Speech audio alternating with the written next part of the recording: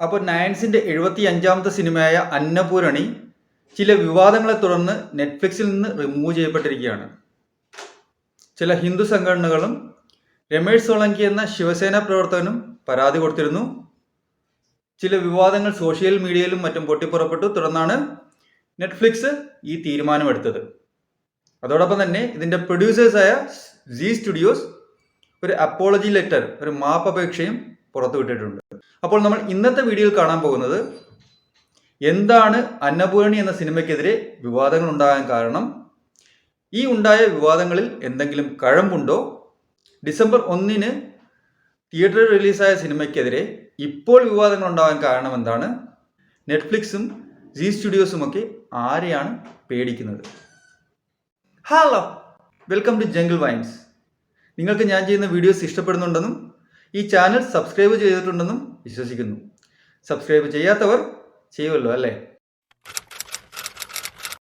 അപ്പോൾ ഈ അന്നപൂരണി എന്ന സിനിമ നെറ്റ്ഫ്ലിക്സിൽ തന്നെ അവൈലബിൾ ആയിട്ടുള്ള തായ് സിനിമയായ ഹങ്കറിൻ്റെ റീമേക്ക് അല്ലെങ്കിൽ അതിൽ നിന്ന് ഇൻസ്പയർഡ് ആയിട്ടുള്ള ഒരു സിനിമയാണ്. അപ്പോൾ തമിഴിലേക്ക് വന്നപ്പോൾ അതിനകത്ത് കുറച്ച് കൂടുതൽ ഏച്ചുകെട്ടലുകൾ ഉണ്ടായി എന്നതാണ് സത്യം. ഇപ്പോൾ യാത്രക്കാട് ശ്രദ്ധയ്ക്ക് എന്ന സിനിമയിൽ ജയറാം പറയുന്നത് പോലെ തമിഴിലേക്ക് വരുമ്പോൾ അല്ലെങ്കിൽ തമിഴന്മാർക്ക് കുറച്ച് വികാരപ്രകടനങ്ങൾ കൂടുതലാണല്ലോ, അതിനനുസരിച്ചുള്ള തിരുത്തലുകളും കൂട്ടിക്കെട്ടലുകളുമാണ് ഈ സിനിമയിൽ ഉണ്ടായിരിക്കുന്നത്. അപ്പോൾ ഈ സിനിമയിലെ നായികയായ അന്നപൂരണി ഒരു ബ്രാഹ്മിൺ പൂജാരിയുടെ മകളാണ്. ഒരു ഷെഫ് ആവുക എന്നതാണ് അവളുടെ സ്വപ്നം അല്ലെങ്കിൽ അവളുടെ പാഷൻ. പക്ഷേ വെജിറ്റേറിയനായ അവൾക്ക് നോൺ വെജ് ഭക്ഷണം നിഷിദ്ധമാണ്, അല്ലെങ്കിൽ നോൺ വെജ് ഭക്ഷണം ഉണ്ടാക്കുന്നതിനോട് വിമുഖതയുണ്ട്. അപ്പോൾ ഈ വിമുഖത കാണിക്കുന്ന ഈ നായികയെ ഉപദേശിക്കുന്ന നായകൻ, കാരണം ഷെഫായി കഴിഞ്ഞാൽ എല്ലാത്തരം ഭക്ഷണങ്ങളും ഉണ്ടാക്കണം എന്നുള്ളത് കൊണ്ട് നായകൻ അവളെ ഉപദേശിക്കുന്നു. വാൽമീകി രാമായണത്തിൽ നിന്ന് എടുത്തത് എന്ന് പറയപ്പെടുന്ന ഒരു ഭാഗം ഉദ്ധരിക്കുന്നു. അതിനുശേഷം അയാൾ അവളോട് പറയുന്നു, ശ്രീരാമനും സീതാദേവിയും ഒക്കെ നോൺ വെജ് അല്ലെങ്കിൽ മാംസാഹാരം ഭക്ഷിച്ചിരുന്നു, അതുകൊണ്ട് നീ പൂജിക്കുന്ന പെരുമാളും ശ്രീരാമൻ്റെ തന്നെ അവതാരമാണല്ലോ, അപ്പോൾ നിനക്ക് മാംസാഹാരം പാചകം ചെയ്യുന്നതിന് വിമുഖത ഉണ്ടാകേണ്ട കാര്യമില്ല. ഇവിടെ മുസ്ലിം ആയ നായകൻ പൂജാരിയുടെ മകളായ നായികയോട് ശ്രീരാമനും സീതാദേവിയും നോൺ വെജ് ഭക്ഷണം അല്ലെങ്കിൽ മാംസഭക്ഷണം കഴിച്ചിരുന്നു എന്ന് സ്ഥാപിച്ചെടുക്കുന്നിടത്താണ് ആദ്യത്തെ പ്രശ്നം ഉയർന്നത്. നായിക പാചക മത്സരത്തിനെത്തുമ്പോൾ അവൾക്ക് കിട്ടുന്ന ഓർഡർ ബിരിയാണി പ്രിപ്പയർ ചെയ്യാനാണ്. അവൾ എപ്പോൾ ബിരിയാണി ഉണ്ടാക്കിയാലും അതിനെന്തെങ്കിലുമൊക്കെ പ്രശ്നങ്ങൾ ഉണ്ടാവാറുണ്ട്, ബിരിയാണിക്ക് വേണ്ട ടേസ്റ്റ് ലഭിക്കാറില്ല. അപ്പോഴാണ് അവൾ ഓർക്കുന്നത് നായകൻ്റെ ഉമ്മയോട് ഇത്ര രുചികരമായ ബിരിയാണി എങ്ങനെ ഉണ്ടാക്കുന്നു എന്ന് ചോദിച്ച കാര്യം. അപ്പോൾ അവർ പറഞ്ഞ മറുപടി, താൻ ബിരിയാണി ഉണ്ടാക്കുന്നതിന് മുമ്പ് പ്രാർത്ഥിക്കും, അതിനുശേഷം മനസ്സിൽ തോന്നുന്നത് ആഡ് ചെയ്താണ് ബിരിയാണി ഉണ്ടാക്കുന്നത്, രുചിയൊന്നും പ്രത്യേകിച്ച് നോക്കാറില്ല, എന്നാൽ എല്ലാ തവണയും ബിരിയാണി നല്ല രീതിയിൽ തന്നെയാണ് വരുന്നത്. അപ്പോൾ നായിക ആ ഓർമ്മ വെച്ചിട്ട് ബുർഖ ധരിച്ച് നിസ്കരിച്ച ശേഷമാണ് ബിരിയാണി ഉണ്ടാക്കാൻ തുടങ്ങുന്നത്. ഹിന്ദുവായ ഒരു യുവതി നിസ്കരിക്കുന്നിടത്താണ് രണ്ടാമത്തെ പ്രശ്നം. ബിരിയാണി ഉണ്ടാക്കണമെങ്കിൽ നിസ്കരിക്കണോ എന്ന ചോദ്യമാണ് എതിർ വിഭാഗം ഉന്നയിക്കുന്നത്. പരാതിയിൽ കഴമ്പുണ്ടോ ഇല്ലയോ എന്നുള്ളത് നിങ്ങളുടെ പെർസ്പെക്റ്റീവ് അഥവാ കാഴ്ചപ്പാട് അനുസരിച്ചിരിക്കും. ശ്രീരാമനെ ആരാധിക്കുന്ന അധികം പേർ ഇല്ലാത്ത തമിഴ്നാട്ടിൽ ശ്രീരാമനെയോ സീതയോ പറ്റി എന്തെങ്കിലും പറഞ്ഞാൽ അധികം പ്രശ്നമുണ്ടാകാൻ സാധ്യതയില്ല. അങ്ങനെയല്ല ഹിന്ദി ബെൽറ്റിലേക്ക് ചെല്ലുമ്പോൾ. നോർത്ത് ഇന്ത്യയിൽ ശ്രീരാമനാണ് പ്രധാന ദൈവം.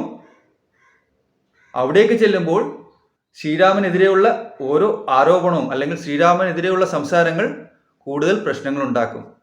അതായത് പരാതിയിൽ കഴമ്പുണ്ടോ ഇല്ലയോ എന്നുള്ളത് നിങ്ങൾ എന്ത് വിശ്വസിക്കുന്നു, ആര് വിശ്വസിക്കുന്നു, നിങ്ങളുടെ വിശ്വാസം എന്താണ് എന്നതിനെ ആശ്രയിച്ചിരിക്കും. ഉദാഹരണത്തിന് വരനെ ആവശ്യമുണ്ട് എന്ന സിനിമയിൽ സുരേഷ് ഗോപി തൻ്റെ നായയെ പ്രഭാകര എന്ന് വിളിക്കുന്നുണ്ട്. ആ പ്രഭാകര എന്ന് വിളിക്കുന്നത് ഹിറ്റായ പട്ടണപ്രവേശം എന്ന സിനിമയിൽ കള്ളക്കടത്തുകാരനായ അനന്തൻ നമ്പ്യാർ തൻ്റെ സുഹൃത്തിനെ ദേഷ്യത്തോടും അതിലധികം വിഷമത്തോടും പ്രഭാകര എന്ന് വിളിക്കുന്ന ഓർമ്മയിൽ നിന്നാണ്. അത് വളരെ ഹിറ്റായ ഒരു ഡയലോഗായിരുന്നു. ഇപ്പോഴും അത് പല മീംസിലും നിങ്ങൾ കാണുന്ന ഡയലോഗാണ്. എന്നാൽ തമിഴ്നാട്ടിൽ അത് പ്രശ്നമുണ്ടാക്കി.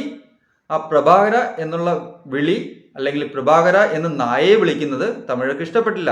അതിനുള്ള കാരണം നിങ്ങൾക്ക് ഊഹിക്കാമായിരിക്കും. എന്തായാലും പ്രശ്നങ്ങൾ കൂടി വന്നപ്പോൾ അവസാനം DQവിന് തന്നെ പബ്ലിക്കലി സ്റ്റേറ്റ്മെന്റ് ഇറക്കേണ്ടി വന്നു.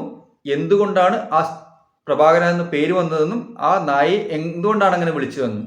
അതിനുശേഷം അദ്ദേഹത്തിന് അപ്പോളജൈസ് ചെയ്യേണ്ടി വന്നു തമിഴരോട്. അപ്പോൾ നിങ്ങൾ എവിടെ എന്ത് പ്രശ്നമുണ്ടാകുന്നു അല്ലെങ്കിൽ ആരാണ് പ്രശ്നങ്ങൾ ഉണ്ടാക്കുന്നത് എന്നത് ഓരോരുത്തർക്കുമുള്ള വിശ്വാസങ്ങൾ എന്തൊക്കെയാണ് എന്നതിനെ ആശ്രയിച്ചിരിക്കും. രണ്ടാമത്തേത്, ബിരിയാണി നല്ല രീതിയിൽ വരാൻ വേണ്ടി നായിക ബുർഖ ധരിച്ച് നിസ്കരിക്കുന്നതാണ്. നായകനോ നായികയോ ഏതെങ്കിലും ലക്ഷ്യത്തിന് വേണ്ടി പ്രവർത്തിക്കുമ്പോൾ അവർക്ക് ഒബ്സ്റ്റക്കിൾസ് അല്ലെങ്കിൽ തടസ്സങ്ങൾ ഉണ്ടാകണം. ആ തടസ്സങ്ങൾ മറികടന്ന് തടസ്സങ്ങളെ നേരിട്ട് അവ നേടിയെടുക്കുമ്പോഴേ കാണുന്ന പ്രേക്ഷകനൊരു കിക്ക് കിട്ടും. അങ്ങനെ ഈ സീനിനെ ഇലവേറ്റ് ചെയ്യാൻ വേണ്ടി ഉപയോഗിച്ച സീക്വൻസ് ആണ് ഈ നായിക ബുർഖ ധരിച്ച് നിസ്കരിക്കുന്നത്. അതോടൊപ്പം ഇങ്ങനൊരു സീനിലൂടെ രണ്ട് വിഭാഗത്തിൻ്റെയും കയ്യടി കൂടെ സംവിധായകൻ പ്രതീക്ഷിച്ചിരിക്കാം. പക്ഷെ കിട്ടിയത് കയ്യടിക്ക് പകരം വയറ്റത്തടിയായെന്ന് മാത്രം. ഡിസംബർ 1 ഈ സിനിമ റിലീസ് ചെയ്തത്. തമിഴിൽ മാത്രമേ റിലീസ് ഉണ്ടായിരുന്നുള്ളൂ. ഈ സിനിമ നൈസായിട്ടങ്ങ് ഫ്ലോപ്പ് ആയതുകൊണ്ട് തന്നെ അധികം പേർ അന്നപൂരണി എന്ന ഈ സിനിമ കണ്ടിരുന്നില്ല. എന്നാൽ നെറ്റ്ഫ്ലിക്സിൽ വന്നപ്പോൾ സ്ഥിതിഗതികൾ മാറിമറിഞ്ഞു. ഇത് മൊഴിമാറ്റം ചെയ്യപ്പെട്ട് ഹിന്ദിയിലും അവൈലബിൾ ആയി നെറ്റ്ഫ്ലിക്സിൽ വന്നപ്പോൾ കാണേണ്ടവർ കണ്ടു, നടക്കേണ്ടത് നടന്നു. അപ്പോൾ ഇപ്പോൾ ഈ പ്രശ്നമുണ്ടാവുന്നതിന് മറ്റൊരു ആംഗിൾ കൂടിയുണ്ട്. പോസിബിളായിട്ടുള്ള മറ്റൊരു ആംഗിൾ കൂടിയുണ്ട്. തിയേറ്ററിക്കലി ഫ്ലോപ്പായ ഒരു സിനിമ നെറ്റ്ഫ്ലിക്സിലേക്ക് എത്തുമ്പോൾ അതിന് പ്രേക്ഷകൻ ഉണ്ടാവാനുള്ള സാധ്യത കുറവാണ്. അങ്ങനെയുള്ള സിനിമയ്ക്ക് വ്യൂവേഴ്സ് കുറയും. അപ്പോൾ സിനിമയുടെ അല്ലെങ്കിൽ നെറ്റ്ഫ്ലിക്സിൻ്റെ മാർക്കറ്റിംഗ് ടീം ഉപയോഗിക്കാൻ സാധ്യതയുള്ള ഒരു ഗിമ്മിക്കാണ് കോൺട്രവേഴ്സി ഉണ്ടാക്കുക എന്നത്. പലപ്പോഴും ബുക്കുകളും സിനിമകളും മറ്റും പ്രൊമോട്ട് ചെയ്യാൻ കോൺട്രവേഴ്സീസ് ഉണ്ടാക്കാറുണ്ട്. ഒരു തവണ വിവാദം ഉണ്ടായാൽ ഫ്രീ പബ്ലിസിറ്റിയാണ്. പിന്നെ പ്രൊഡ്യൂസേഴ്സിനോ മേക്കേഴ്സിനോ റൈറ്റേഴ്സിനോ ഒന്നും ചെയ്യേണ്ട കാര്യമില്ല. സിനിമയെ പറ്റിയും ബുക്കിനെ പറ്റിയും അറിയേണ്ടവരെല്ലാം അറിയും. നടക്കേണ്ട സെയിലെല്ലാം നടക്കും. മലയാളത്തിലെ മീശ പോലുള്ള ബുക്കുകളുടെ കാര്യം നോക്കുക. അതുപോലെ പല പല സിനിമകളുമുണ്ട് ഇങ്ങനെ നെഗറ്റീവ് പബ്ലിസിറ്റിയിലൂടെ ഹിറ്റായത് അല്ലെങ്കിൽ നെഗറ്റീവ് പബ്ലിസിറ്റിയിലൂടെ മാക്സിമം മാർക്കറ്റിംഗ് നേടിയെടുത്തത്. അപ്പോൾ ഈ സിനിമയുടെ മാർക്കറ്റിംഗ് ടീം തന്നെ അല്ലെങ്കിൽ നെറ്റ്ഫ്ലിക്സിൻ്റെ മാർക്കറ്റിംഗ് ടീം തന്നെ ഈ ഒരു ടൂൾ ഉപയോഗിച്ചിരിക്കാം. കോൺട്രവേഴ്ഷ്യൽ മാർക്കറ്റിംഗ് എന്നൊരു ടൂൾ ഉപയോഗിച്ചിരിക്കാം. പക്ഷേ സംഗതി നൈസായിട്ട് കയ്യിൽ നിന്ന് പോയി. നോർമലി ഇത്തരം മാർക്കറ്റിംഗ് നടത്തുമ്പോൾ ഇതിനൊരു സൊല്യൂഷൻ കൂടി ആൾറെഡി കണ്ടെത്തിയിട്ടാണ് ഇത്തരം മാർക്കറ്റിംഗ് അവർ ക്രിയേറ്റ് ചെയ്യുന്നത് അല്ലെങ്കിൽ ഇത്തരം മാർക്കറ്റിംഗ് അവർ ഇംപ്ലിമെന്റ് ചെയ്യുന്നത്. ഇവിടെ ഒന്നുകിൽ അത്തരം ടൂൾ ഉണ്ടായിരുന്നില്ല, അല്ലെങ്കിൽ അത്തരം സൊല്യൂഷൻ ഉണ്ടായിരുന്നില്ല, അതല്ലെങ്കിൽ മാർക്കറ്റിംഗ് ടീം അതിനെപ്പറ്റി ചിന്തിച്ചില്ല. നെറ്റ്ഫ്ലിക്സിനെയും സീ സ്റ്റുഡിയോയെയും സംബന്ധിച്ച് ഇത് ഒരു സിനിമ മാത്രമാണ്. ഈ സിനിമ പ്രദർശിപ്പിച്ചില്ലെങ്കിലും ഈ സിനിമ റിമൂവ് ചെയ്താലും അവർക്ക് ഉണ്ടാകാൻ പോകുന്ന നഷ്ടം വളരെ കുറച്ച് കോടികൾ മാത്രമാണ്. എന്നാൽ ഇതിൻ്റെ പ്രദർശനം തുടർന്നാലോ അതല്ലെങ്കിൽ എതിർ വിഭാഗത്തിൻ്റെ എതിർപ്പിനെ മറികടന്ന് മുന്നോട്ട് പോയാലോ ഉണ്ടാകാവുന്ന നഷ്ടം ഇതിൽ കൂടുതലായിരിക്കും. കാരണം ഇത് ഇവരുടെ മറ്റ് സിനിമകളെയും സബ്സ്ക്രിപ്ഷനെയും എല്ലാം ബാധിക്കാൻ സാധ്യതയുണ്ട്. അപ്പോൾ അവർക്കുള്ള ഒരു ബെറ്റർ ചോയ്സ് ഈ സിനിമ റിമൂവ് ചെയ്യുക എന്നുള്ളതാണ്. സീ സ്റ്റുഡിയോ ആയാലും നെറ്റ്ഫ്ലിക്സ് ആയാലും ഫിലിം പ്രൊഡ്യൂസേഴ്സ് ആയാലും ഡയറക്ടേഴ്സ് ആയാലും എല്ലാവർക്കും ആത്യന്തികമായി ഇതൊരു ബിസിനസ് തന്നെയാണ്. അപ്പോൾ ബിസിനസ്സിന് കോട്ടം തട്ടുന്നത് കുറയ്ക്കുക എന്നുള്ളതാണ് അവരുടെ ലക്ഷ്യം. അതിന് അവർക്ക് മുന്നിലുള്ള ഏറ്റവും എളുപ്പ വഴി അന്നപൂരണി എന്ന സിനിമ റിമൂവ് ചെയ്യുക എന്നത് തന്നെയാണ്. ഒരു ഉദാഹരണം, ഏറ്റവും ലേറ്റസ്റ്റ് ആയിട്ടുള്ള ഒരു ഉദാഹരണം പറഞ്ഞാൽ, ഇപ്പോൾ ഇന്ത്യ മാൽഡീവ്സ് ഇഷ്യൂ തുടങ്ങിയപ്പോൾ, ഇന്ത്യ മാൽഡീവ്സ് ഇഷ്യൂ അതിൻ്റെ പീക്കിലെത്തിയപ്പോൾ ഈസ് മൈ ട്രിപ്പ് എന്ന സ്ഥാപനത്തിൻ്റെ CEO ആയ നിഷാന്ത് പിറ്റി ഒരു പ്രസ്താവന ഇറക്കി. തങ്ങളിനി മാലദ്വീപിലേക്ക് സർവീസ് നടത്തില്ല. അവർ മാൽഡീവ്സിലേക്കുള്ള ഫ്ലൈറ്റ് സർവീസസ് എല്ലാം നിർത്തി. ഞങ്ങൾ ഇനി അങ്ങോട്ടേക്ക് ഓപ്പറേറ്റ് ചെയ്യില്ല എന്ന് അവർ പ്രസ്താവന ഇറക്കി. ആ പ്രസ്താവന വന്നതോടുകൂടി ഈസ് മൈ ട്രിപ്പിൻ്റെ ഷെയർ വാല്യൂ ഏകദേശം 27% ഉയർന്നത്. ചിന്തിക്കണം, 27% ഒരു ഷെയറിൻ്റെ വാല്യൂ ഉയർന്നാൽ എത്ര കോടിയായിരിക്കും അവിടെ മാറി മറിയുക എന്ന്. ഇപ്പോൾ അതിൻ്റെ ഷെയർ വാല്യൂ കുറഞ്ഞിട്ടുണ്ടാവാം. വാട്ട്സെവർ ആ പ്രസ്താവനയോടുകൂടി ആ കമ്പനിക്കുണ്ടായ വ്യത്യാസം നിങ്ങളൊന്ന് ചിന്തിച്ച് നോക്കുക. അതിന് കിട്ടിയ മാർക്കറ്റിംഗ് എത്രയായിരിക്കുമെന്ന് ഒന്ന് ആലോചിച്ച് നോക്കുക. അപ്പോൾ ഒരു ചെറിയ ചലനം പോലും വലിയ വലിയ പ്രകമ്പനങ്ങൾ സൃഷ്ടിക്കാം. ബിസിനസ്സാണ്.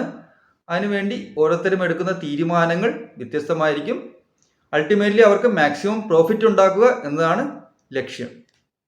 ഇപ്പോൾ ഇതാണ് അന്നപൂരണി വിവാദത്തെപ്പറ്റി എൻ്റെ അഭിപ്രായം. നിങ്ങൾക്ക് വ്യത്യസ്തമായ എന്തെങ്കിലും അഭിപ്രായമുണ്ടെങ്കിൽ, അതല്ലെങ്കിൽ എൻ്റെ അഭിപ്രായത്തോട് യോജിക്കുന്നുണ്ടെങ്കിൽ കമൻറ്റ് ബോക്സിൽ രേഖപ്പെടുത്തുക. Politics and films both are businesses that thrive on exploiting human sentiments. മാനുഷിക വികാരങ്ങളെ ചൂഷണം ചെയ്ത് വളരുന്ന രണ്ട് ബിസിനസ് മേഖലകളാണ് രാഷ്ട്രീയവും സിനിമയും. Thank you.